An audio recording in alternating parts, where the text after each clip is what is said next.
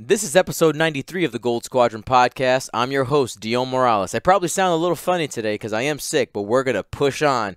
Today I'm joined by William Hagewood. Hi, how's it going, everybody?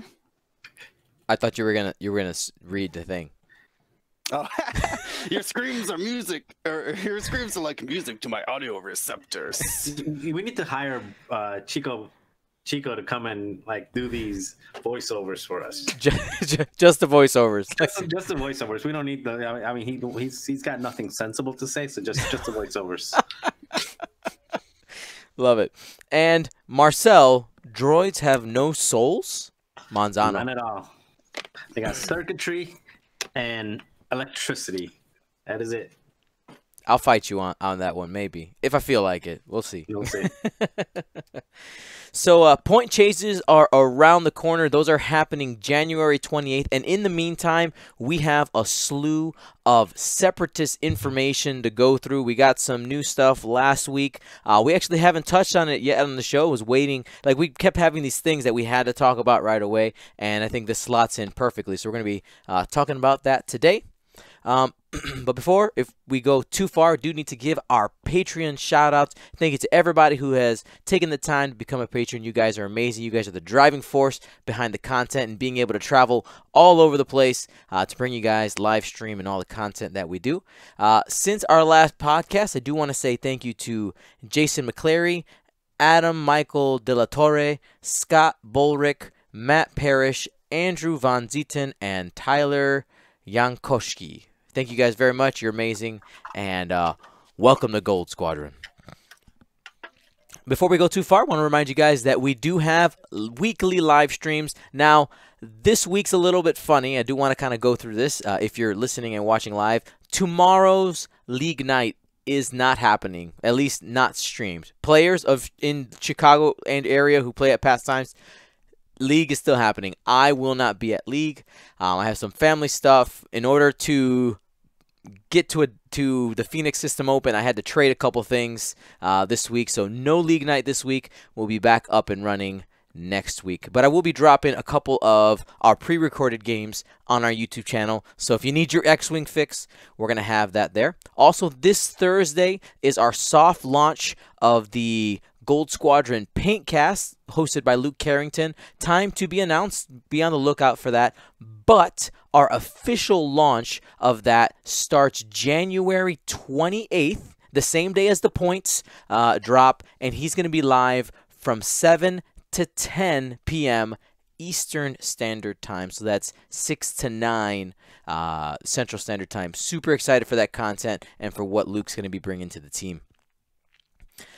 As for upcoming events, like I just said, this weekend, Phoenix System Open, we're going to be on the ground there.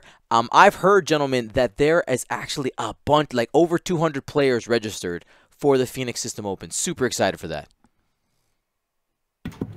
Damn. Well, I mean, darn. Yeah, I mean it's gonna be big. I know a lot of players are excited, and you know it's another opportunity to get that Worlds invite, and you gotta put the work in. Now I will say, if you're planning on going to one of these System Opens in the near future, this is just a reality. If you're in the United States, maybe you haven't thought about this. I know that I'm having to plan around it, but with the whole government shutdown, opinion doesn't matter what you think about it, but it's what we're in right now. Make sure that you give yourself plenty of time to get through airport security. I know that I'm getting to my airport like crazy early because I would hate to end up missing my flight and not being able to stream the System Open because I didn't get through security on time. So if you're going and you're flying, make sure you take that into account. Don't forget that. All right, gentlemen, let's get started. We have a slew of things to go through. We got a bunch of articles and pilots and ships and all that. What I want to start with are some of the new mechanics that are coming to X-Wing with this third wave. And specifically, I want to start by talking about the gas clouds. Will, what are these gas clouds? Well, do they say a name for them? Just gas clouds. That's what they're. Yeah. That's their. All right. Well, the gas clouds deal out strain tokens. I believe it was you who smartly detected these tokens Yeah. and their secret evade symbols that were on them, or not evade symbols, but agility symbol on them. And it appears that that was correct.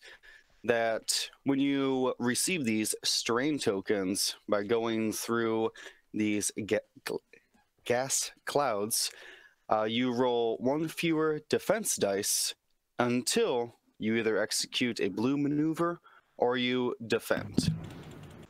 Just to be fair, the getting a strain through a gas cloud is a guess. It's still we don't know that that's actually what you get. True. That's very true. That is a guess. So currently, at least in the notes, we have them separate. So we have the strain token, which, like you said, Will, I feel like I called it, right? You can go back to episode like 85, 86, where I said, hey, this that looks like a red agility symbol. This is going to reduce agility. And I think the interesting thing about it, wow, sound like I'm going through puberty again. Excuse me. The interesting thing about it, so the strain token is a square token, and which means that it doesn't clear at the end of the turn. You have to meet certain conditions. One of them being when you have it, you have -1 defense dice, and after defending, that strain token comes off. Or, just like stress, after you execute a blue maneuver, that can come off. Now, my understanding, can't quote me on this right yet because it's not official, but I'm pretty sure, for instance, if you have a stress and a strain token, because they are removed on the same trigger, you can remove both because they're different. It's not like having 2 stress tokens. If you have a strain and a stress, you do a blue, they're both going to be able to come off. At least that's what I think right now. Would you guys agree with me? Yeah, that makes sense to me. Yeah, I think so. Somebody's asking me to enhance on those strain tokens. Here we go. Enhance. Enhance. There we go. You can see them there. Now, for the gas clouds, the effects are, we know for sure, is when a gas cloud obstructs an attack, the defender rolls 1 additional defense dice because it's an obstructed attack, and you may also be able to change, you may change up to 1 blank to an evade. So it's basically like old style evade tokens if you are a first edition player from the past, kind of how that works. What are you guys' thoughts on that? I think it's interesting that specifically a blank to evade, and not just a die to evade, because you can end up just rolling like a bunch of focuses or so, and it might actually not affect you. I do like the fact that strain is removed after you defend, so that it's not like tractor, because tractor lasts until the end of the round. My biggest question, though, is if you have a strain and a tractor, are you down 2 defense dice then? So I'm going to go and say yes. I don't see why not. And if you have a tractor, a strain, and the -1 agility critical, your Silterfeld's rolling nothing, because they're all different abilities. They're all different effects. They're all different game effects. They're all different tokens. So yeah, one of them is a crit token, one of them is a strain token, one of them is a tractor token. So I don't see why you wouldn't be stacking those one on top of the other one. And yeah, as far as the the guess about the gas clouds being the kind of giving out strain, that makes sense. If you fly through a gas cloud, it's less impactful, because yes, you're going to lose, and you're probably going to lose an agility, but at the same time, you're going to get an automatic evade if you blank out on a roll, and you're going to get that extra agility. So yeah, so with these two, not only with these two new factions, but also with the a lot of the like the TIE fighter for the modified TIE fighter for the Scum, they're just making the choices on debris, asteroids, gas clouds. They're just making those choices a little bit more meaningful. And also, regarding the new ships, which we'll talk about a little bit later, we know that these Scum TIE fighters, they, people, if you're afraid you're going to see those, you don't bring asteroids, you bring debris. Now you have something else you can bring, and then later on when we get to a ship that has an effect that allows them to do something nice, that I think at this point almost everybody read it. The ships that let you cling, they don't say anything about clinging to gas clouds. So there's the asteroid, the pre-game and the list building about what rocks, debris, and everything you bring is getting more and more not just complex. Actually, I'm not going to say complex. It's getting more and more meaningful. I agree. I mean, the more options you have, the more, I've always believed that the obstacles are part of your list that you choose. And now the fact that we're going to have 3 different choices, 3 different types that you can bring, it makes a big difference there. Yep, and not only that, I mean, if you're looking at the picture, all of those things that you have highlighted, they're all the gas clouds. They look about proportionate size to the actual card. So that, what is that, like a 3-inch card, 4-inch card? Yeah, I mean, those are big. Those are like the big asteroids. Yeah. Yeah, so they're if you want to muddy something up and you want to run trick shot or something else and just muddy something up, yeah, these are going to be pretty big. And something else, a couple of other things that we don't know about the gas cloud is we don't know whether or not, if you're on it, whether you're still able to shoot. I kind of think you will be able to, because I'm thinking like, all right, an asteroid, just kind of like fluff-wise, an asteroid is a solid object. A debris cloud is, an area in which you have a bunch of space junk, and a gas cloud is essentially just vapor or a different type of, can't call it air because it's space, but so I think you probably be able to shoot while you're on it. But what we don't know is whether or not you roll for damage if you hit it, which you might not. I actually like the idea that maybe you might, if it's a gas cloud, that it has special, the gas going in through, I don't know, straight to the hull or something. So if you roll a critical or something like that, instead of taking a shield damage, you take a damage card. I don't know. They can probably get creative with it. I think it would be pretty boring if all that happens is you lose your action and you get a strain. I think that would be not very. I don't know. I think it's kind of boring, and it's not that big a deal. Well, it has that defensive side though. Like you don't want to be shooting people through gas clouds. Right, so I think that's the extra downside. I mean, it already has quite a few effects. I don't know if they're gonna add. I mean, they could. I mean, why not? You don't want to be, because you're already being punished for going through it. Because you think about this: if somebody runs away through a gas cloud, right? So they're -1 agility, and let's say you're still throwing the. You're assuming that you're getting a strain. Assuming you're getting a strain. I mean. Yeah. I think all 3 of us would agree that that's probably what it is, right? Like the colors match even. I'm going to go a speculation hat on and say that it is a strain, okay? It is exactly what it's going to give you. We'll find out, though.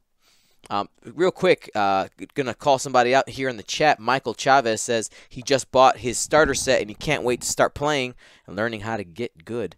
Welcome to X-Wing, Michael. Nice to meet you, my friend. Alrighty, guys. So those are some of the new effects that are just kind of game wide. There are some new ones when we get to ship specific things, and we'll get there right now. We're gonna talk about the Separatists. This is the whole breakdown, all the ships that we know so far. Pilots, styles, all the things. We're going to start breaking them down. And we're going to start with the Sith Infiltrator.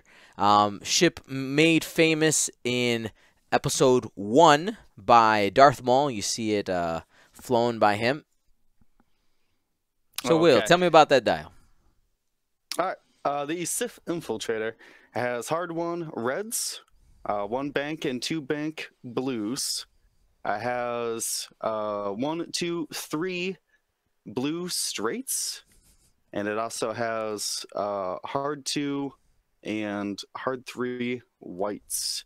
It has also the 4 forward white as well. And for red moves, other than the hard ones, I have 2 sloops and a 5K. All right, so let's go ahead and take a look at the pilot that has been revealed here. Marcel, we got who is this guy? Oh, good lord! I've never heard of him. It's got force ability. Darth Maul.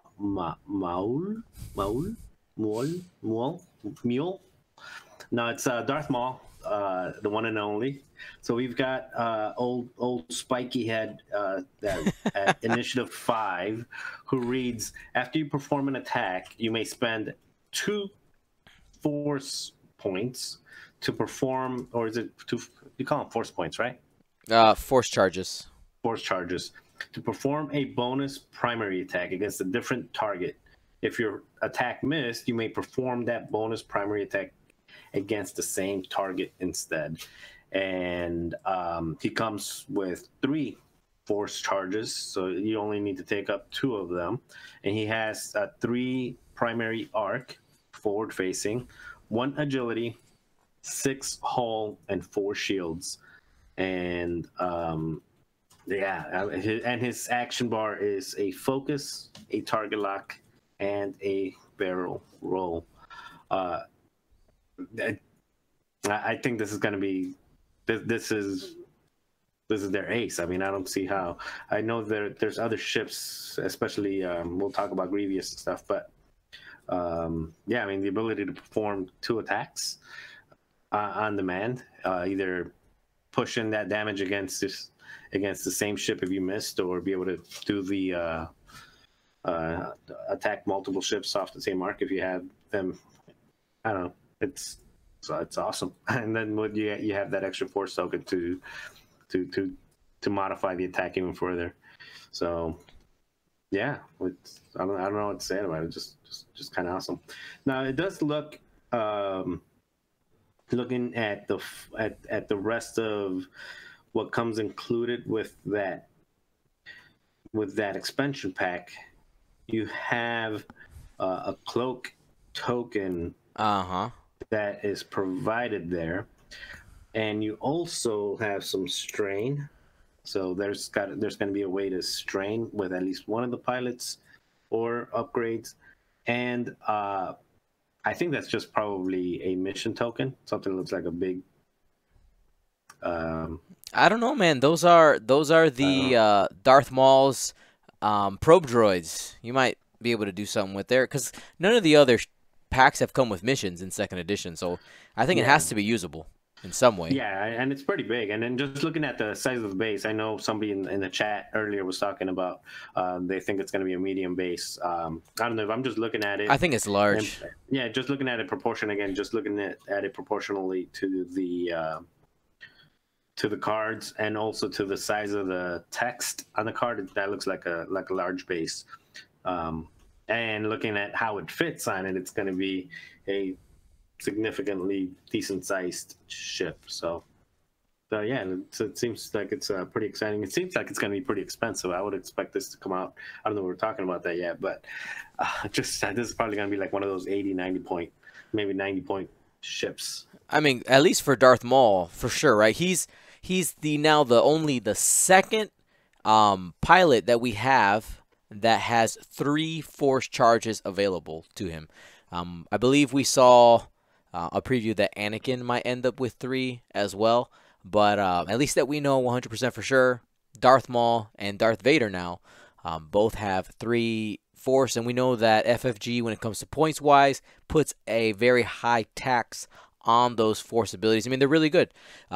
Makes sense, and especially Darth Maul's ability to we know that being able to attack more than once in a turn is really good. That's just a powerful ability. You can't attack the same ship, so maybe it's not as expensive as it could be, but it's still really good. You could attack the same ship if you missed the first one, so it's basically no. It says after you perform an attack, you may spend 2 force to perform a primary attack against a different target. If your attack missed, you oh, may if you perform missed that bonus the primary second, attack against the sorry, same target. the second sentence. You're right. So yeah, it can either be a regular gunner or it can be just attack a different ship. So it gives you that, and it doesn't say, it says you may, so you can still fire against one, and if it didn't burn any of its tokens, then you take the safer shot somewhere else. By the way, future GSP Darth Maul promo on the way. On the front is his whole body, and then once you get him to half points, you flip it over, and he has no legs. Okay, so that's the running joke in my circle. Is every time somebody's ship gets halved, you gotta do like the Darth Maul expression as he falls into the thing. I've been halved. Love it, love it. Yeah, so this ship, I mean, it seems really interesting. We know that we're going to get a total of 4 pilots. Even though the article says 5, the spread only shows 4, and the way the cardboard works, there can only be 4, unless there's something they're not showing us. You know, if you enhance it, it looks like there's going to be 3 unique pilots and limited pilots, excuse me, and 1 generic. But we'll see. You can see in the spread that we are going to be getting a Darth Tyrannus, what's his name? Count Dooku upgrade there, has a force ability. And then there's also just a stack of upgrades. You can see them there. There's a pile of them, which that's where that cloak mechanic that we're kind of suspecting might be. Especially that if you watched the panel that I moderated from the Nova Open that happened last September, I got Alex Davey to spill that this thing cloaks. So somehow, we don't know how, but it will. We'll see. All right, let's talk about some Vulture Droids. And I think this ship is the one that people are talking about the most. I mean, there's a lot of chatter on this one, and for good reason. Looks like we're going to be getting 2 generic pilots, one that is I-1, one that's I-3, and 3 different limited pilots. Now, here is another, not necessarily new mechanic because it's actually in the rule book already, but new to most players because it's the first time it's happening. So there's double and triple limited ships. You'll see some pilots that have 2 dots next to their names and some that have 3 dots. The limited rule basically just says if any card has dots next to their name, you can have that many of copies of that pilot equal to the number of dots. So if there's 3, you can carry 3 of those pilots that are the same. If there's 2, you could take 2. And we're going to see some of those here in a little bit. Let's go ahead and take a look at the dial. Will, I promise you that this one is right. It doesn't look right. Oh no, I screwed up this one too? No, I'm joking. Because simply because of the odd nature of the Vulture Droid dial. It's a little jarring at first. Let me start with its blue maneuvers. You have 2 forward, 3 forward, and 4 forward. Your only other blue maneuver is a hard 2. You still have hard 3 whites, hard 1 white, 2 bank is white, and then also you have a 5 forward that's white. So then the red moves are 3 banks, 2 Talon rolls, and a 1K. So it has no green banks, and its longest K turn is a 2 Talon roll. Okay. Or longest 180-degree move is only a 2 Talon roll. All right, so I know with the Jump Master and they did it because of the shape of the ship. So they were being thematic about that. I'm looking at this dial. I'm looking at the shape of the ship, and I honestly have no idea any rhyme or reason for the dial other than trying to make it interesting. I think it's for the fluff of because these are completely autonomous droid ships. They're no pilots, so I think maybe the thought in making the dial was, you know, a 45-degree turn or a bank maneuver, not necessarily like a 45, but this kind of idea of a curvature rather than a hard turn seems more organic. But a hard turn, you know, it's very robotic. You just kind of change directions rather than a curve. I mean, that might be a stretch, but I think that's maybe what they were going for. I don't know. This dial is, again, it's kind of doesn't have any rhyme or reason. Doesn't seem like, to your point, anything organic, and this just screams like I have no soul to me. I think the dial itself is proof that droids do not have a soul. Their autonomy is nothing but broken electrons and whatever else. Broken circuitry. I don't know. I think that's the proof right there. All right, let's go ahead and break down some of these pilots. Will, our first one here. Okay, so this is a double unique Initiative 1 Hyor Chal prototype. Says, after an enemy ship in your bullseye at range 0 to 2 declares another friendly ship as its defender, you may perform a calculate or target lock action. Also, all of these Vulture class droid fighters have the networked calculations. While you defend or perform an attack, you may spend 1 calculate token from a friendly ship at range 0 to 1 to change 1 eyeball result to a evade or hit result. But going back to the prototype here's ability, it lets you get a free action when an enemy ship is in your bullseye. Seems really nice. That target lock action is going to be clutch, but it's so situational. You do need to line up the enemy in your bullseye, and they need to shoot somebody else at range 0 to 2. But I guess that the best thing I like about this is that it triggers at range 0, which makes this Initiative 1 a perfect blocker. Block somebody, get them in your bullseye, they shoot the ship behind you, you get to take a target lock on them. And then you just try to catch them next turn. Oh yeah, do a 1K. Or well, no, you might not clear their base. Do a 2 Talon roll. Get right behind them. I mean, that seems pretty good. Let's just go ahead and also talk about the chassis, right? So we got calculate, target lock, and barrel roll linked into calculate. So we got some options there. I want to talk about the, so we got 2 attack, 2 agility, and 3 hull on these ships.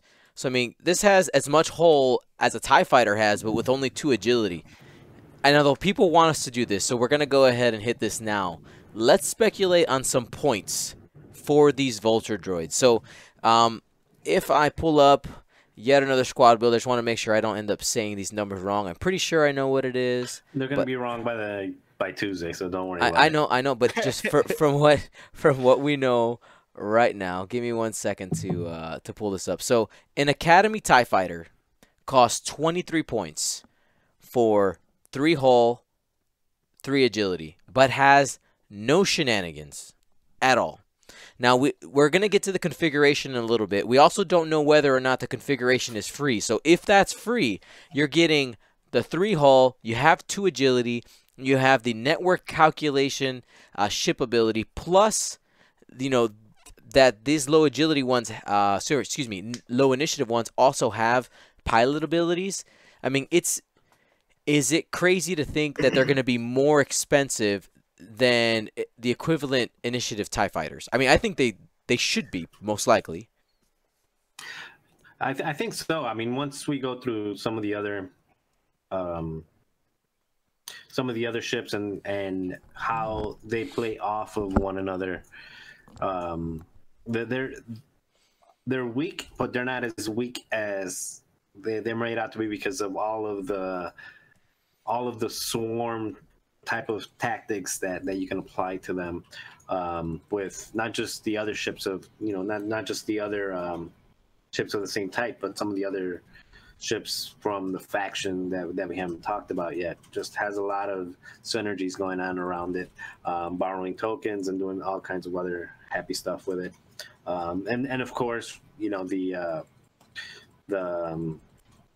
grappling struts, which I'm sure we'll talk about here in a second. So they have to be more expensive. I would say if we're just going off without any point adjustments later on, the cheapest one of these would probably be in the 25 range, I would think, or at least 25, maybe 23 if the grappling strut isn't free. I mean, it isn't free. So I would say about 25 for these. All right, what do you think, Will?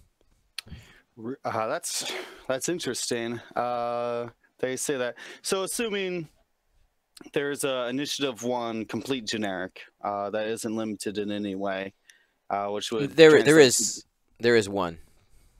All right. Well, I assume that there's one. Yeah. So taking initiative and an ability out of there, because we were talking about the prototype, but to me, networked calculations is, or let me start that sentence over. TIE fighters get a focus, and these vultures only get calculates, and calculates are clearly worse than focuses. So I think that having the networked calculations is about the same as having a focus. Okay, they do get the barrel roll to linked focus, which would put them slightly ahead of the TIE fighter, but between their reduced agility, arguably worse dial, because you don't even have 3 banks or long K turns like the TIE fighter does. So I would say that you trade the worst dial for the grappling struts, but you still don't have something that makes up for that reduced agility. So I would have to say an Initiative 1 with grappling struts should only be 22 points at most. Yeah, I mean, I was about to flip the the devil's advocate here, and yeah, we know that the swarm archetype hasn't been something that we've seen come on strong here early in 2nd edition, and these guys are made to swarm, so they might come in at least starting at a value where you can fit. I believe the rules say that there is a limited number of ships you can fit that are the same. I think, is it 6 of the same or 8? No, that's only in Epic. I think there's a limit in regular too. I'm just not remembering off the top of my head. There's a limit in total number of ships, which is 8, but there's not a limit in how many generics you can bring. Okay, but so you could bring a limit of 8. Okay, 8 as the maximum number of ships in your squad. Right. So I mean, they could come in at a value, and be something like 20 points. Maybe you start them at 18. And you're able to fit in something like 6 or 7 of these with something else, one of their other counterparts, maybe one of the cheaper Sith Infiltrators or the Balub, which we'll get to here in a little bit. But let's go ahead. Let's keep looking at some of these pilots. I mean, the point, that's something that it's up in the air right now. We don't know. It's always fun to speculate both sides whether or not, if it turns out that these are just like the best ships, of course, and the beautiful thing about 2nd edition is they can always adjust the points. So we'll have to see once they come out. As for release date, I see somebody asking, what's the release date on these? We have no idea. Soon, TM. All right, our next one here, the Precise Hunter is a triple limited ship or triple unique ship. the pinpoint protocols. Says, while you perform an attack, if the defender is in your bullseye arc, you may re-roll one blank result. I mean, this is basically Predator. It's equipped Predator. Does it cost as much as Predator? I don't know. You know, Predator isn't all that expensive. How many points is Predator? 2 points currently. 2 points. So, you know, again, it'd be curious to see once we actually know the points. It also has the network calculations. All of these are going to have that. But Initiative 3 is where these Vulture Droids cap out. So it will be interesting to see what people end up having, considering to be valuable of these abilities. You know, this Bullseye one, I honestly, I mean, having rerolls is good. But with the type of funky movement that these do, I don't know if you're going to be able to get... I mean, already getting Bullseye isn't super easy.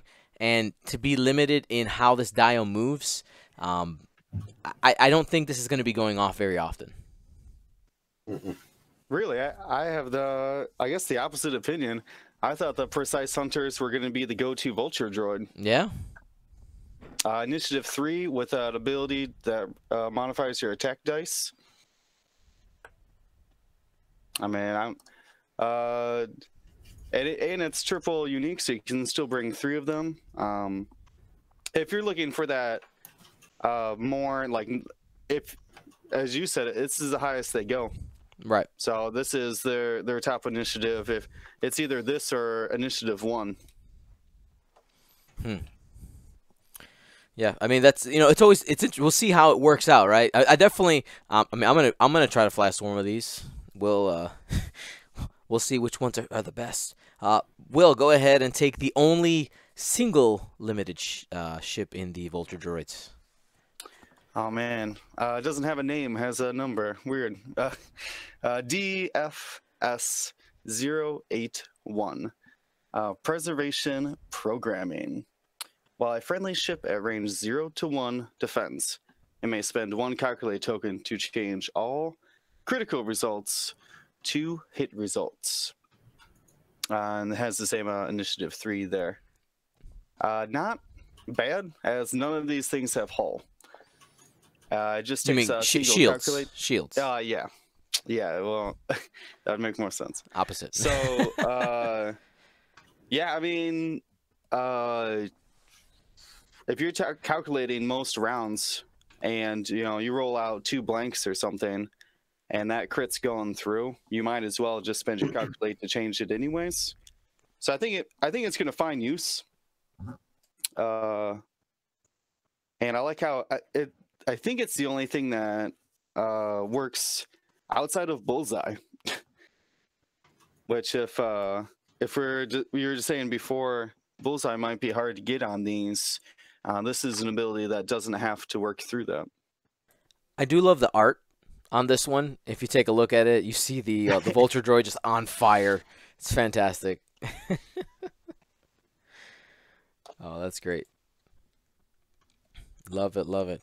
Yeah, so Vulture Droids, I think they're going to see a lot of play. I want to get to the grappling struts here because I think this is where some of the flavor of what we know about them, what we've seen in canon, comes in here. So grappling struts closed.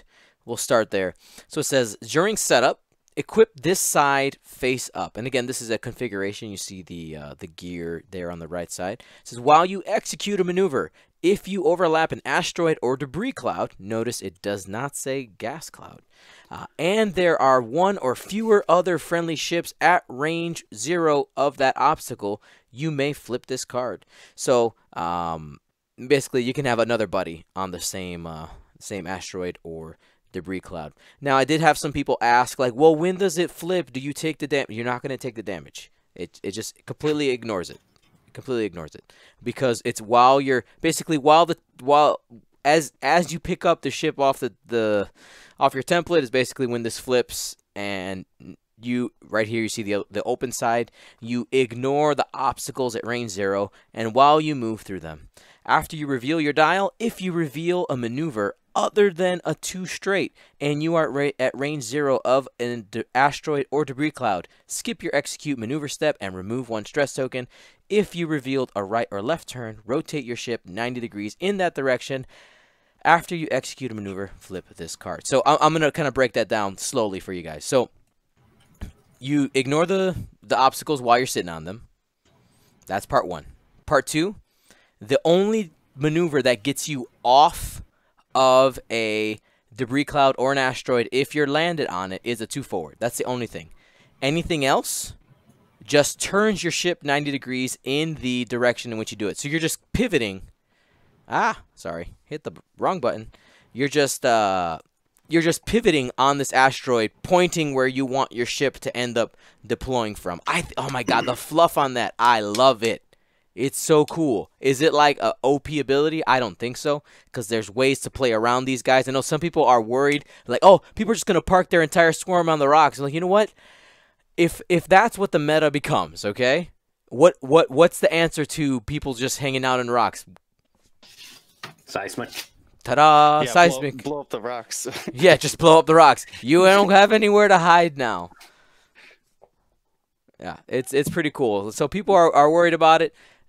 There are answers to it, and every faction has a way to bring seismic charges, and they're cheap enough where you can just toss it in your squad, man. Just have it in there, get rid of some of the rocks, say, all right, let's play now. So now I got a question for you. What happens if I have my grappling struts open? We're hanging out on the rock. I revealed my dial. It was not a 2 straight. Okay. So I don't execute that maneuver, and I remove 1 stress. At that point in time, you are allowed an action, correct? After you would execute or would not execute a maneuver? I think so. Let me go ahead and I'll pull up the rules reference. I think you do. It says yes because it specifically states on there, skip your execute maneuver step. So it doesn't say skip your maneuver step. And it doesn't say skip your and it doesn't say skip your activation. So yeah, you would get the action. Was also talking in the chat, which came from Reddit, that you can theoretically flip around and then barrel roll linked to barrel roll out of the rock and into a calculate, theoretically. So you can turn 90, barrel roll, and calculate if you're not skipping your action. Mm-hmm. Yep, that's exactly where I was going with that. That you could. I was trying to find out when exactly your action versus rotating would be. But I think that's pretty cool that you could just be like rotate 90 degrees and then barrel roll right off that rock, and then essentially close your struts and fly away. Yep. I think the weakest part about this card is that it forces you to do the 2 forward to get off the rock. Yeah, you can't go off no faster than that. So I think if you could barrel roll off of it and then close your wings real quick, it would make it a lot more useful. Yeah, and as I go through this, and as we finish talking about this one, I'm gonna go back and say I don't see how this is a 25-point ship or anything like that. These are gonna be cheap throwaways, especially if you can't catch one off a rock. You can one-shot these, and you can kill 3 of these in a turn pretty easily. Yeah, I think that the advantage that they have, that you can essentially recover that lost agility compared to the TIE Fighter by obstructing your shot and landing on a rock. But with a lot of people running trick shot these days, that might not actually benefit you. And I see somebody here in the chat, Ryan A. Lunacy asking, if you barrel roll off a rock, is it considered executing maneuver? No, but it is a move. So the part where it says you ignore obstacles at range 0 while you move through them, that's why you're able to barrel roll while on it, even if the edge of the template touches it, because it is a move. But you would end up barrel rolling And I guess if you barrel rolled off of it, you would end up with your wings open at the end, but it doesn't. Well, It doesn't. read the very bottom of that card. It says after you After you execute a maneuver, right? But I'm saying, so if you, for instance, if you did the if you did like your rotate thing, right? So you reveal the bank, you turn 90 degrees, you barrel roll off of it, and calculate. Mm-hmm. You are now still in the open position because you never actually executed a maneuver. Correct. But there's no penalty for it. There's no like minus a die or anything like that. So Nope. it Now, it doesn't hurt you. It doesn't say you close it, but there's nothing changes with what you're doing, because at this point the rotating 90 degrees is only if it states if you're at range 0 of a rock and would move through it, you flip it. So it basically stays open, but it doesn't change the way you fly. It doesn't change anything. Right. Exactly. Yeah. So I'm imagining go back to the other slide quick with their landing. Yep. So you barrel rolled off the rock. You're stressed because you wanted that calculate desperately. You put your dial down for the next round, flip your dial, and that's when you would execute your maneuver and flip this card. So once you finish executing your maneuver, you flip the card to the other side. Go back to closed. So if that maneuver you executed that closed your wings landed you onto a rock, would you then immediately open your wings again? Yeah. See, this is the kind of shenanigans I wanted to see from these Vulture Droids. Just jumping between rocks. Yeah, opening man. and closing their struts all crazily. Zoom, zoom, zoom. It's thematic. It's thematic. How good is it gonna be? I don't know. But you know what I know? It's gonna be fun. That's what I know. Yeah, it's gonna be great. Okay, now, just talking about shenanigans real quick before we move on. You can tractor them through a combat onto a rock, and they would still take damage, and they would not flip if you do it during the engagement phase. So if you have something like a Shadowcaster with the title, or you have Unkar Plut that bumped them, or any other way of getting them on the rock, or even just drop a rigged cargo chute on top of them during, as an action, then all effects apply, because at that point you don't flip the strut. Yep. The card. Because it only happens when they execute a maneuver. It has nothing to do with a move, which is when you are tractoring somebody, you're moving them. And the trigger here, if we again go back to the close side, is when you execute a maneuver. So yeah, so tractor beaming them is... Tractor beam would still not flip this. So they're still susceptible to tractor beam if they miss their mark and they're on top of a rock, then tractor beam them. Sad little Vulture Droids. and I wanted to do it. Yeah, and that one agility. Yeah, these guys Vulture Droids do not want to be tractored or strained. They don't want that in their life. They do not want it. Yeah. Tugboats they're not gonna like tugboats. No, when tugboats come in, they're definitely not going to. Alrighty. So let's go ahead and hit up our next ship. This is the Belbulab 22. We're going to be getting 2 generic pilots, an I-1 and an I-3, and a few, looks like 3 unique pilots. Marcel, tell me about this dial. All right. Excuse me. So this dial is a little bit more normal. They must have mostly human pilots or biological pilots. They've got 1, 2, and 3 turns, with speed 1 and speed 2 being white and the 3 turns being red. They also have 1 banks white, no 1 bank at all. So they're not going 1 forward. Their blue maneuvers are speed 2 banks and speed 2 straight. They have a speed 3 forward, or speed 3, forward straight blue. 3 banks are white. Then they also go 4 and 5, so they can go a little fast. They don't have any K turns. They do have the 3 Segners loops, so they're pretty maneuverable. They're not. I think they're pretty maneuverable. They're not stressing themselves too much, but once they're stressed, they only have 4 blue maneuvers, so they're not going to be able to clear stress too easily. So I mean, if I'm looking at this dial, I would say it's below average, but it's not horrible. Mm-hmm. It also depends on where that ends up cost-wise, right? Because if it's cheap, you go, hey, it's cheap, but it has a crappy dial, and that you get what you pay for, Yeah, I'm thinking Kirax fighters without the K turn is basically what I'm looking at these. Cool. All right, let's take a look at some of these pilots here. All right.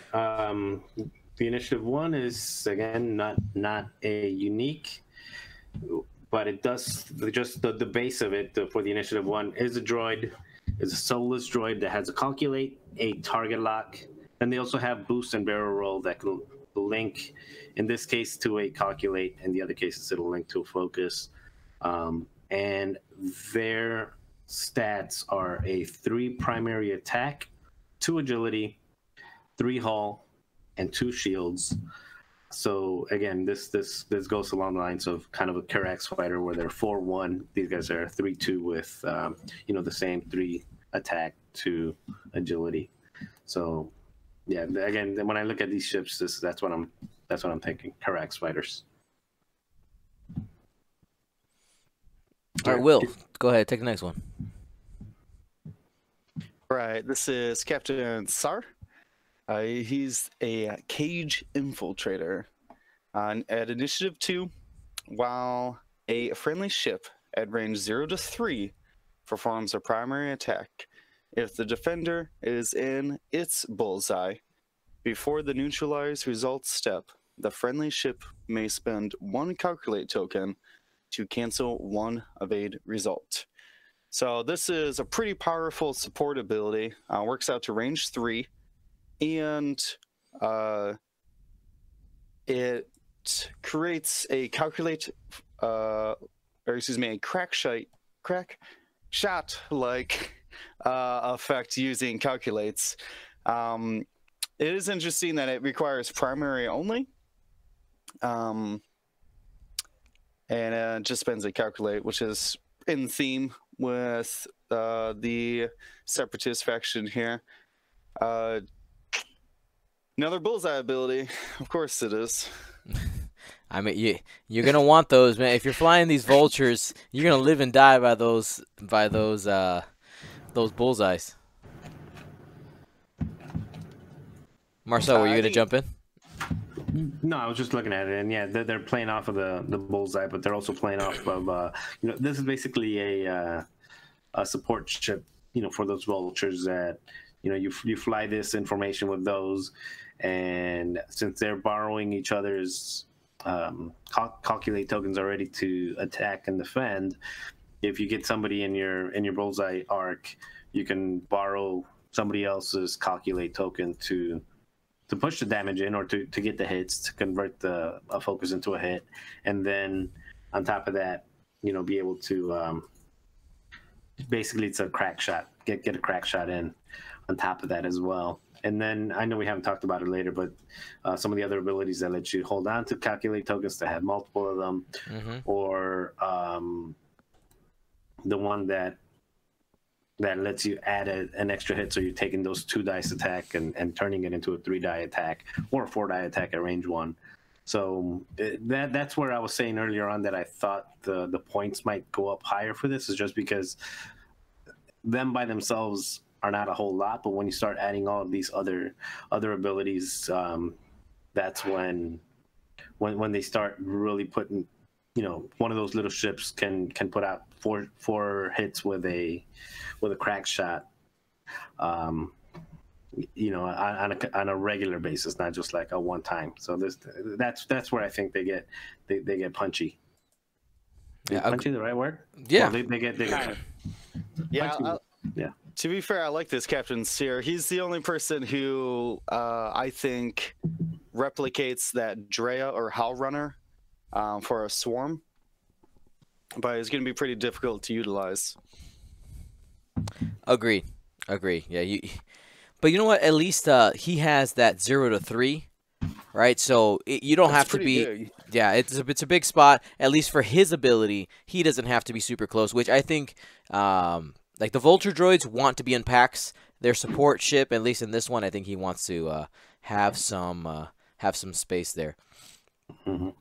So next person here is Wat Tambor, the Techno Union Foreman. And his ability is, while you perform a primary attack, you may reroll 1 attack die for each calculating friendly ship at range 1 of the defender. He's initiative 3, and he is an organic pilot, so he has focus, not calculate. So this guy, he just gets buffed. He gets buffed when he has a bunch of Vulture Droids swarming somebody. He just hits just a little bit harder.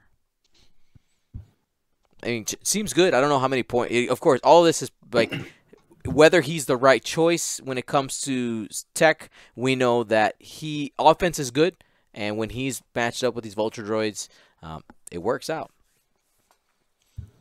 Might be cool actually to be with the Initiative 1, the auto drone, how do they call it?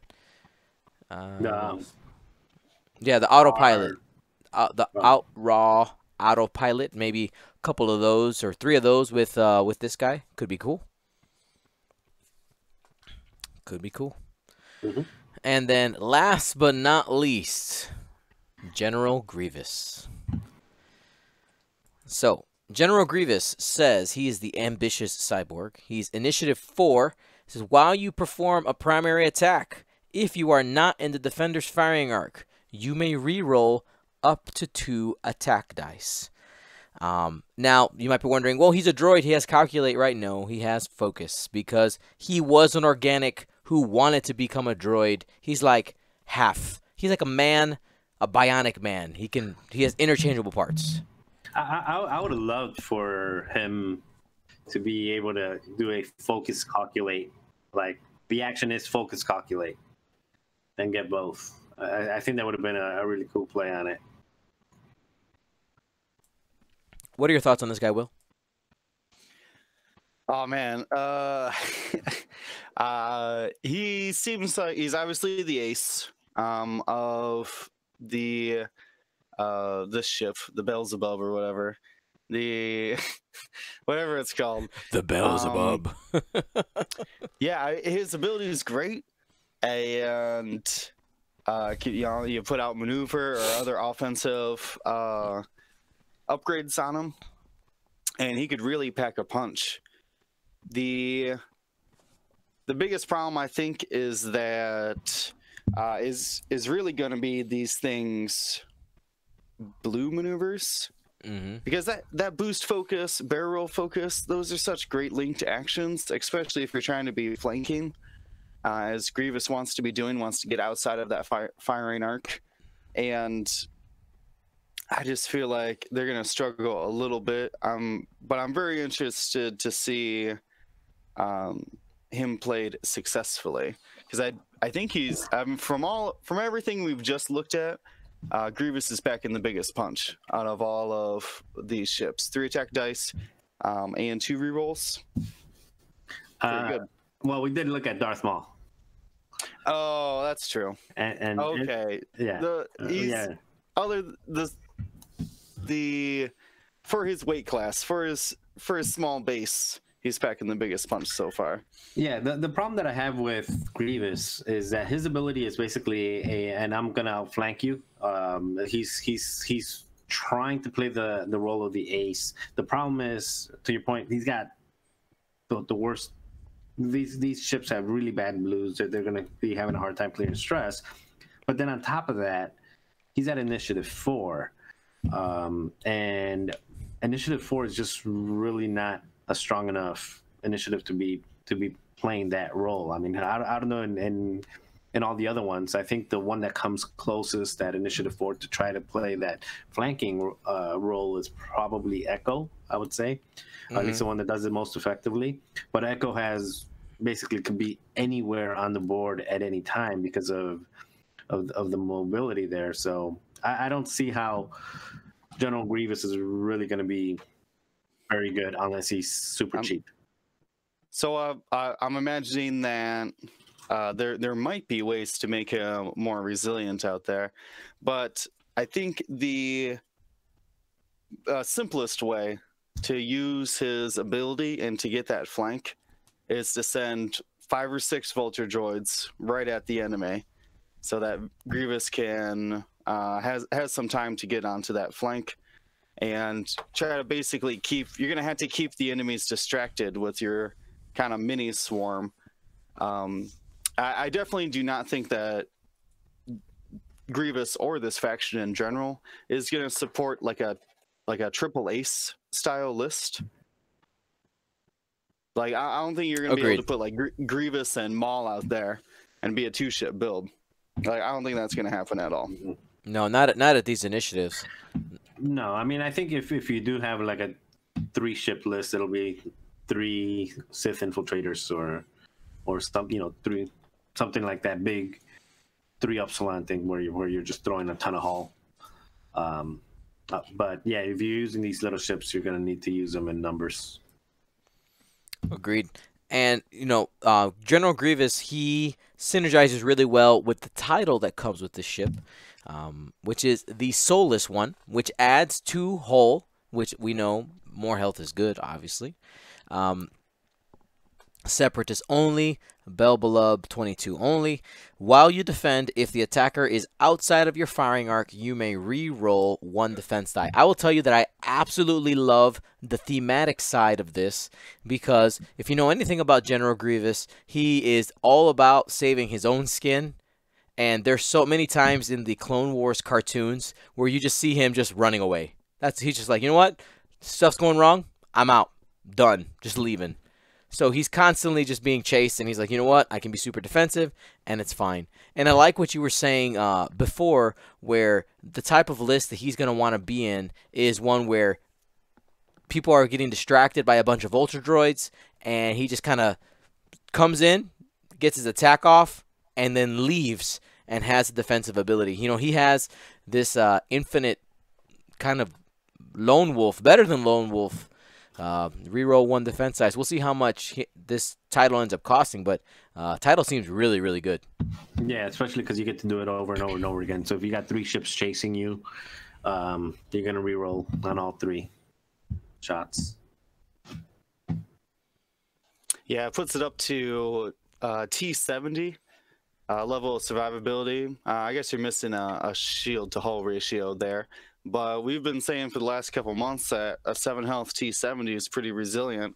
And here you go. You got the same 7 hull or 7 health on 2 agility with a boost and 3 attack dice. So that's the comparison I can see.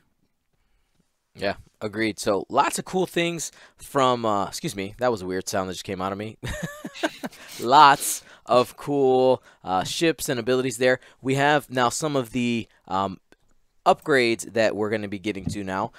We'll start here with the new type of upgrade called the Tactical Relay upgrades. They use those tactical droid heads as the symbol. A couple of things I want to point out before we get into the specific cards. The first being, there's a new keyword on these cards when it comes to equipping them, and that is the solitary keyword. The solitary keyword means that you cannot field more than 1 solitary card of the same upgrade type. So for these tactical relay upgrades, you can only have 1 of them in your list if the one that you have says solitary on it. And I like this ability because I like this this new keyword because this is something that could very easily transfer to all of the factions if they want to say, all right, there's this powerful thing, but you can only have 1 of them, and they could make it for any slot, but you can only put it on 1 ship. I think it's interesting design space to play with. All right, let's go ahead, break down this card. Go ahead, Will. Before you start that, I have one question. Maybe I'm missing it. I just haven't been able to see it anywhere. Where do you equip the tactical relay? Where? I mean, we don't know the upgrade slots, but it looks like this probably can go on a Bulbasaur. We're gonna call it a Bulbasaur. Beelzebub, Bulbasaur, Belly Rub, whatever it is. All right. It probably can go equipped to one of those. I wouldn't be surprised if it can also go on a Sith Infiltrator.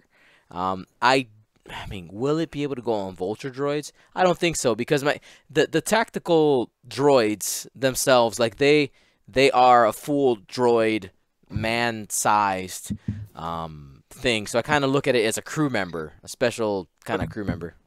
But it's a relay, though. You're just talking through Wi-Fi and electronics. True. It's interesting. That's my biggest question about these. How do you equip them? Are they squad based? Do they go on ships? Now I'm thinking that they're probably they have to be attached, I assume, to something like something similar to, we have the gunner slots, we have the crew slots. I think it'll be a different variation of a crew slot, where it's going to be on a medium to large base ship for the most part, or maybe even the Bulbasaur.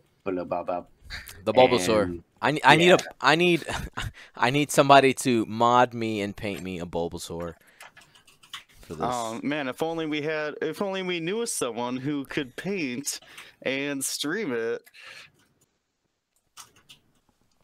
Yeah. Absolutely. So let's go ahead and and break down this card. We're gonna definitely go to the card view because I need to run and get more water because I'm out. Okay, so go ahead, gentlemen, take over. What's this card? All right, I'll take the first one. It's release the Kraken. You've got read the card. Read the card on the screen. We're not doing the Kraken. I'm going by just start the one on the screen. Oh my God, we're not releasing the Kraken. All right, we're going. Whoa. Yeah, we're going to the TV 94. I'll take this one. You seemed really excited. No, I'm taking this one now. Okay. You can release the Kraken, and you've got the oomph behind it. Okay, you've got to get good, nice behind the Kraken. While the friendly ship, so this is TV 94. It's one of the solitary cards. While a friendly ship at range 0 to 3 performs a primary attack against a defender in its bullseye arc, if there are 2 or fewer attack dice, it may spend 1 calculate token to add a hit result. A lot of words. It's still playing off again, just playing off those Vulture Droids and those bullseye arcs. And yeah, it's basically taking those 2 die attacks and making them 3 die attacks at range 2 and 3. So it's strong, I think, especially coming on a carrier ship. If you have that other support ship, I forgot what it was called, the one that's giving them crack shot. So if you're giving them crack shot plus an ability to add a 3rd die, and then they have the inert ability to be able to borrow each other's calculate tokens, this could be pretty meaningful. Well, they wouldn't be able to. I guess they're not with TV 94. Would you be able to have 2 calculates on your ship? Yeah, you could. But, because you borrow the calculate token from a buddy. You don't borrow it. You spend their token to change the die result. Yeah, I get what you're saying now. But anyways, correct me if I'm wrong here, Marcel. This only works at range 2 to 3? 2 to 3, yeah. Or unless you have a critical, the damage or weapons failure. And it only works range 2 to 3, and it only works. It doesn't work off of a rock. If you're shooting with trick shot, if you put in trick shot, I don't know if they have the ability to take trick shot. So that they're assuming that you're not going to add trick shot, and you're rolling 2 dice out of even through the rock. Yeah. What he said. I'm Yeah. back. Yeah, this actually answers up one of the theories that you might not equip them to a ship. This clearly says while a friendly ship at range 0 to 3. So these tactical relays have to be equipped to some sort of ship to give TV-94 that range 3. I mean, I think it's good, right? I mean, adding hits for calculate tokens. Your calculate just says add 1 hit. That's pretty good. All right, Yeah. let's look at the next tactical relay. Go ahead, Marcel. I know you want to. I already did. I'll read it, but Will's got to say it because I already said it once. Come on, give it to me, Will. Release the Kraken. All right, sir. Just because you asked nicely. So during the end phase, you may choose up to 3 friendly ships at range 0 to 3. If you do, each of these ships does not remove 1 calculate token. Yeah, I think that I don't know what you're flying, regardless of what you're flying. I think this is probably going to be expensive, but this is probably the one that you're going to want to go with. I mean, you're carrying your calculate tokens. We were talking about how calculate tokens are worse than a focus token, but then again, on a 2 attack, 2 agility ship, I would much rather have 2 calculate tokens than have 1 focus token. And that a good evidence of that is Boba Fett. Boba Fett would, take an IGD, usually wants that double calculate because it just works. It's just good. So I know. I really, really like Kraken. I think he's gonna be the staple of every one of my Separatist lists. And I just made the connection that if Captain Sear could equip this, Captain Sear again was the spending calculates for Crackshot. This actually gives that ship that is holding it a calculate action. So Captain Sear could calculate, hold a second calculate, or hold his first calculate, and then be able to say boost and focus as his regular actions. I really like it. Who doesn't like multiple tokens? Yeah, I mean, I saw one of the questions that came up was, are you going to be able to have like token stack on these guys? Because we know that having multiple tokens is good, and Kraken is pretty much a straight up answer to that. If you need more tokens, I mean, you set this up right away on turn 1. You basically bank one of these calculates on your forward line of Vulture Droids, and then you go at it. Yeah, I'd say it even works on Grievous. That doesn't even have to be on that Seer. Just again, they just have to have a calculate. Yeah. No, but it gives you a calculate. Well, yeah, assuming that Grievous is the one who has them equipped. You're right. Yeah. All right.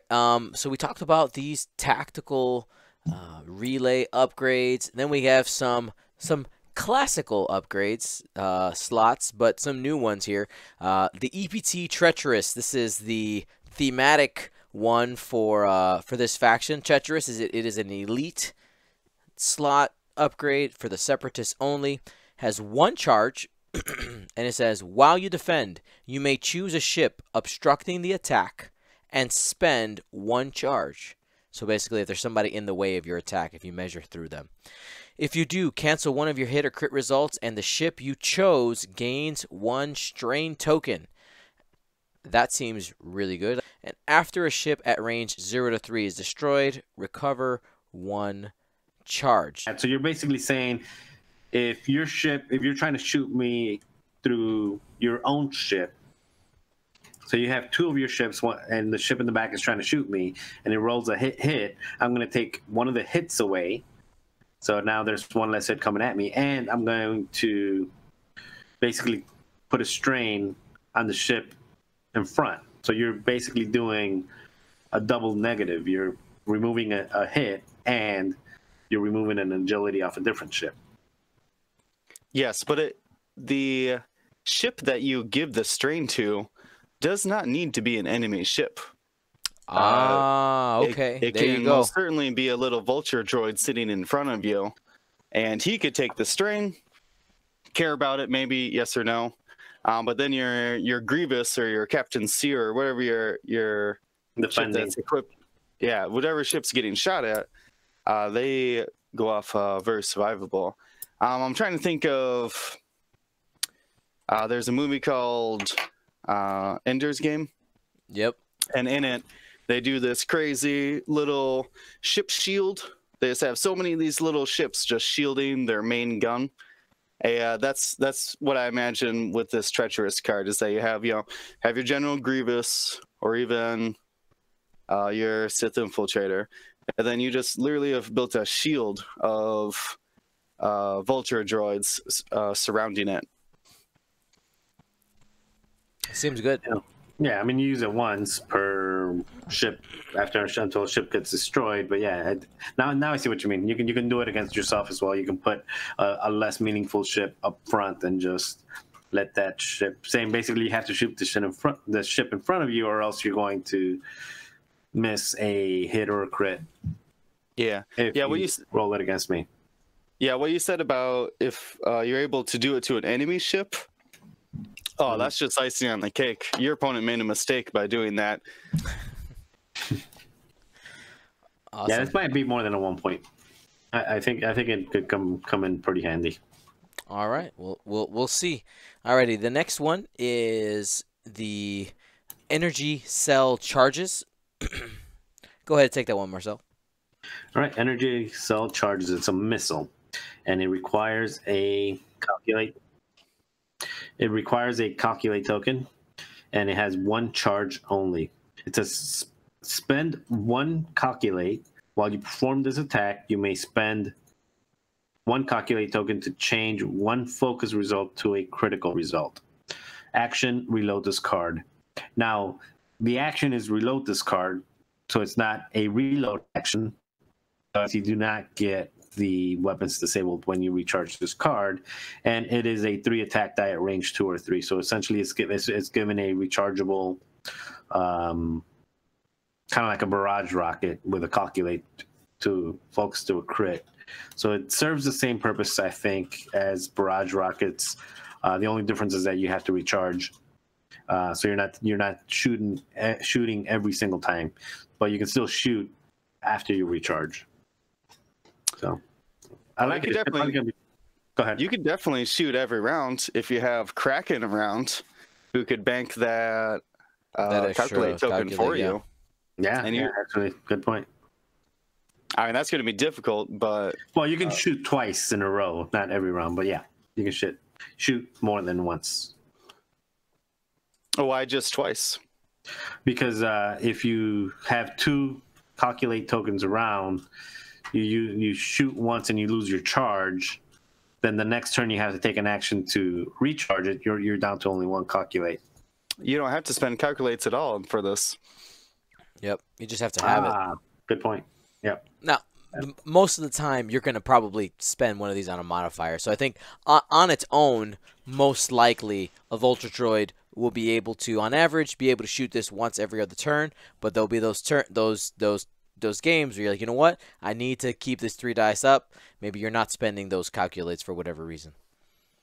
Yeah, I think. Do you think energy shell charges is going to be a must-add on the Vulture Droids? I mean, it's probably dependent on how much they cost, right? Because, I mean, 3 attack dice is good. If you have Kraken, yes, you most certainly should bring these. If you don't have Kraken, I think they're still good, but not necessary. Yeah, I think if you have Captain and Seer combined, so you have Captain, Seer, and these, you're going to have basically, you're going to be doing a variant of what you get when you do Jonas with a lot of barrage rocket bombers, where you're just the synergy that they're just stacking up on top of each other, and then they can borrow each other's calculates based on, okay, I'm gonna recharge this turn, so I'm not taking an action, so I'm only my calculates are getting limited. So that's where a lot of this synergy starts coming in, and we'll past the last one because I was going to say something about the actual faction as a whole, but there's another card in there. One last one. Go ahead and take it, Will. All right, this is Impervium Plating. This is the Bella Lab 22 only. Impervium Plating has 2 charges, and it's a modification. Says before you would be dealt a face-up ship damage card, you may spend 1 charge to discard it instead. Ooh, so There are, if I remember correctly, 26 out of 33 ship crits in the damage deck. It's almost 3/4 the damage deck is ship cards, and this lets you just discard the card instead of, say, flipping it face down. It just as if you never took that crit at all. I think this is extremely good. Reminds me of first edition integrated astromech. And I don't know if this is a must-have, depending on its points. But definitely if you're the soulless one and have extra hull anyways, I think you must take the Impervium Plating. yeah, and then on top of that, you get 2 charges out of it, and it is not a unique card. It is you can equip all of your with these. Yeah, no, I think it's pretty good. We've been looking for survivability on these things, and this is, I think, going to be what they had to lean on as to keep them alive, or at least crit resistant, anyways. And after looking at these, I'm actually thinking you might be able to put a 2 or 3 ship list on them, because if you do Grievous with the title, with this imperviousness, and then you also add Kraken if he's allowed to add Kraken, so he's basically having 2 act or carrying a focus along, and then you mix them up with Darth Maul and some of the other nice upgrades that are probably in there. You might be able to end up with something, because both of those ships will be tough to kill, and both of those ships will be putting a pretty serious punch out. So you might be able to get those 2 or 3 ship builds that really put out some damage. So I wanna address a couple of things, a couple of questions that we're getting here live. People are asking if for the energy shell charges, it says reload this card, do you get the disarm? I took a quick look at the rules reference, and I believe you are going to be getting the weapons disabled, so you can only shoot this off every other turn. So what in the turn does it, or what in the weapons disabled? What in the rules book? So it's similar to how you acquire a target lock versus doing a target lock action. This doesn't do a reload action to avoid any type of triggers that say, hey, after you do an action, you can do an additional thing. This is just saying reload. And the rules for reload, whether it's an action or not, tell you to recover a charge and gain a disarm token. So you will only be able to do this every other turn at most if you're trying to get this 3 dice attack off. So I think that gives us a couple of pieces of information. It tells us that it might not be as expensive as we initially thought, but it also means that you're going to have to choose your spots. You can't just be firing this off willy-nilly. So that's one thing I wanted to add, and there was another question that I saw. I don't know. Yeah, I think that's going to be hotly debated about the reload until they answer it one way or another. Well, if you're playing at Pastimes Comics and Games, that's how it's going to get ruled until said otherwise. Yeah, the way I look at it is like I said, how there are, for instance, Redline, right? Redline says you can acquire a lock. You still follow all the steps that are in the rules reference for locking, even though it talks about a lock action. So why wouldn't you do that for reload? Here's my question to you. Why does this card not just give you the reload action? To avoid being able to reload other weapons. Because what if they want to give it a second missile slot? They don't, but they don't want to necessarily allow you to shoot it multiple times or be able to reload it. This is a what's the word I'm looking for? It is a isolated place that you can simply reuse this one card. At least that's the way I'm looking at it personally. Okay. Well, I'll respectfully disagree with you, but as we don't know the confirmed rules, we'll have to find out. We'll find one day. One day. Sound like a action movie trailer person right now. Voice is just going. Alrighty. Yeah, so we talked about all this stuff in the Separatist. I know I'm super excited to get this stuff on the table. I know that you guys hear me say that I'm excited about things all the time. I'm just generally a very excitable person, and I like toys, and I like being able to play with new things. So we did post a thread on Facebook with people saying, hey, what are your questions, concerns about the Separatist faction, that things that we know, and I'll just kind of do a quick look through here. Of course, we got an assortment of prequel memes. I will say that one of the most fantastic things about having the Clone Wars in X-Wing is the prequel memes. I'm a huge fan of prequel memes, personally, and if you're not, I'm sorry. That's all I can say. I think you're going to have to use, some type of Roger Roger. Either every time an ability triggers, you have to say Roger Roger.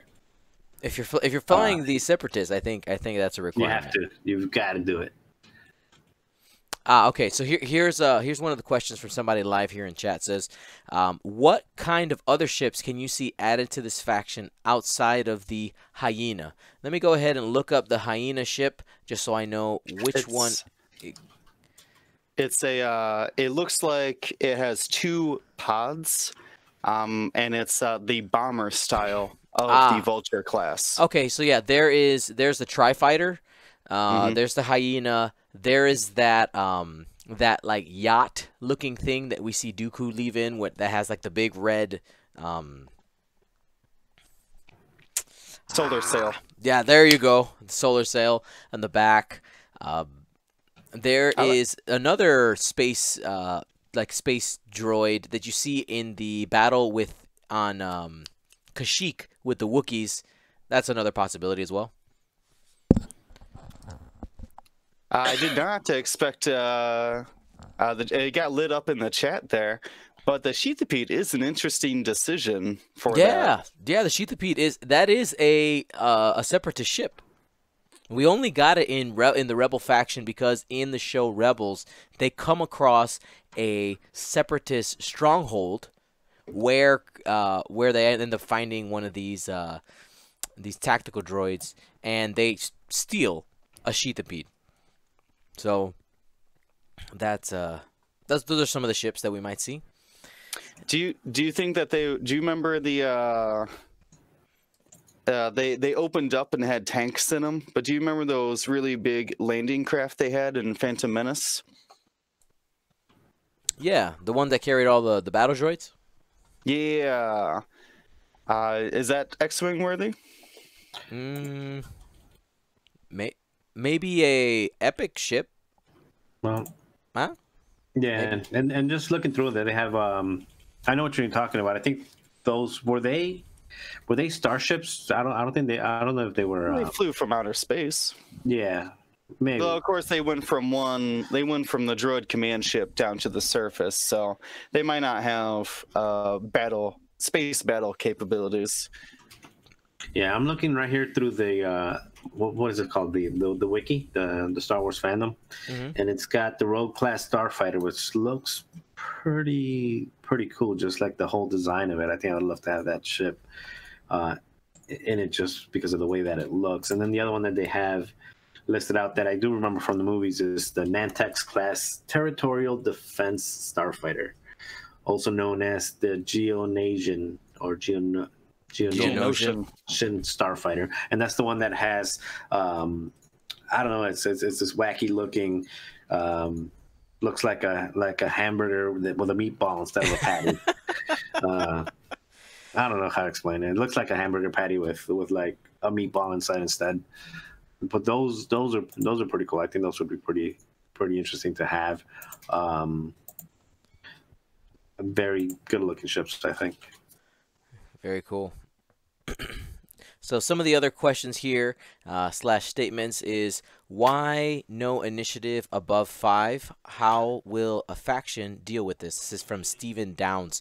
I mean, it seems like 5 is the most competitive. You have Maul there, but I would agree. I mean, I think the identity of the faction is going to be more ships. Is going to be swarm idea. And I think that if this faction really struggles, let's say out of the 7, this style is just like the worst.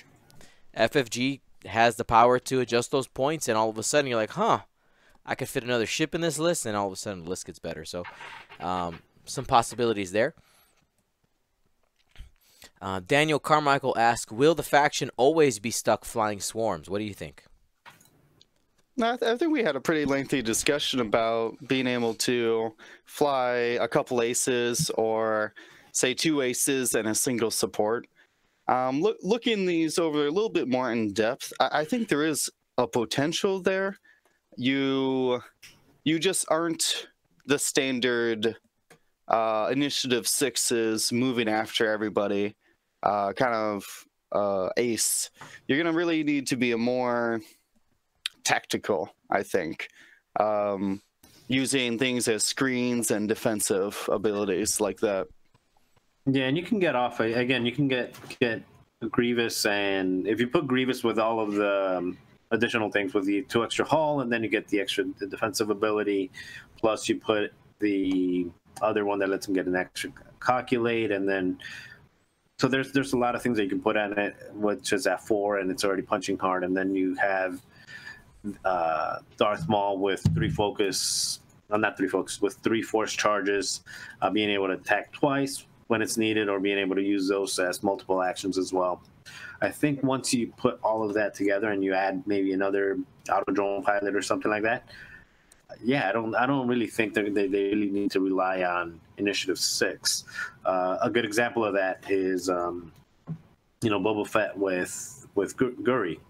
Boba Fett and Guri are both 5, and you can make a case for Boba Fett Guri being just as good or even better than Boba Fett Fenn. This Fenn can get 1 block and Fenn is dead. Guri, 1 block and the likelihood that he's still alive is pretty high. Yep. Excuse me. A couple of other questions here that we'll hit. Somebody asked, this is Jason Prince, says, droids don't have a pilot. Will they ignore pilot crits? I don't think so. Guri doesn't ignore them. Right, exactly. So it's Guri is a robot flying a ship.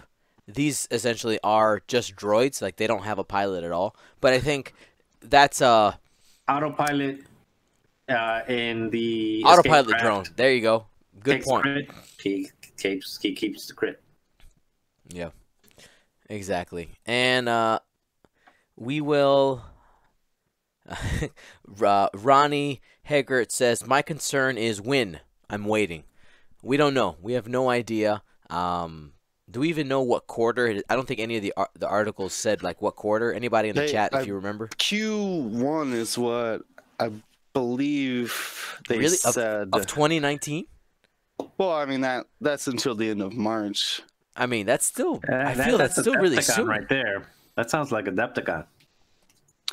Yeah, I mean we've already gotten 2 articles, one for the Vultures and one for the.